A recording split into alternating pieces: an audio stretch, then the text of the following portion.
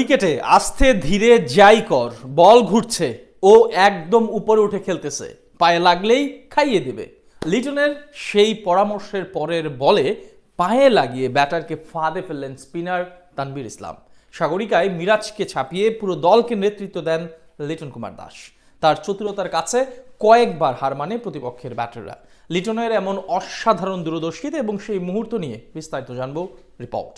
2027 বিশ্বকাপে বাংলাদেশ দলকে নেতৃত্ব দেওয়ার কথা মেহেদী হাসান মিরাজের। তবে মাঠের খেলায় এখন টাইগারদের সাদা বলের ক্যাপ্টেন যেন লিটন কুমার দাস। বোলার থেকে ফিল্ডার পুরো দলকে একাই গাইড করছেন মিস্টার এলকেডি। এমনকি উইকেটের পেছনে থেকে যেভাবে বোলারদের একের পর এক পরামর্শ দিয়ে সেরা অ্যাপ্রোচ বের করে আনছেন, সেটার কাছেই বারবার বোকা বনে যান কিউই ব্যাটাররা। যার আরও এক উদাহরণ দেখা গেল আজ নিউজিল্যান্ডের বিপক্ষে ম্যাচে। তানভীর ইসলামকে এক পরামর্শ দেন তিনি, আর সেটা মেনেই ব্যাটারকে ফাঁদে ফেলেন এই বামহাতি স্পিনার। নিউজিল্যান্ডের বিপক্ষে আজ 3 ম্যাচ সিরিজের অঘোষিত ফাইনালে মুখোমুখি হয় স্বাগতিক বাংলাদেশ। সাগরিকায় প্রথমে ব্যাট করতে নেমে শুরুতেই দুই ওপেনারের উইকেট হারায় টিম টাইগার্স। ব্যর্থ হয়ে বিদায় নেন তানজিদ তামিম এবং সাইফ হাসান। এরপর সৌম্য সরকার বিদায় নিলে হাল ধরেন নাজমুল হোসেন শান্ত।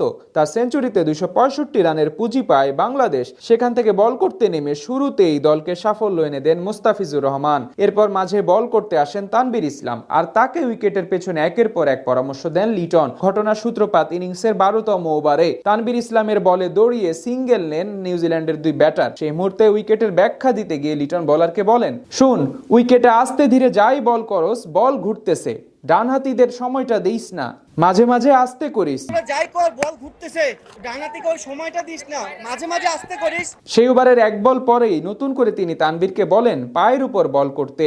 তিনি উইকেটের পেছন থেকে বলেন, ও একদম উইকেটের উপরে উঠে খেলতেছে, পায়ে লাগলে খাইয়ে দেবে। ও একদম উইকেটের উপর উঠে খেলতেছে, পায়ে লাগলে খাইয়ে যাবে।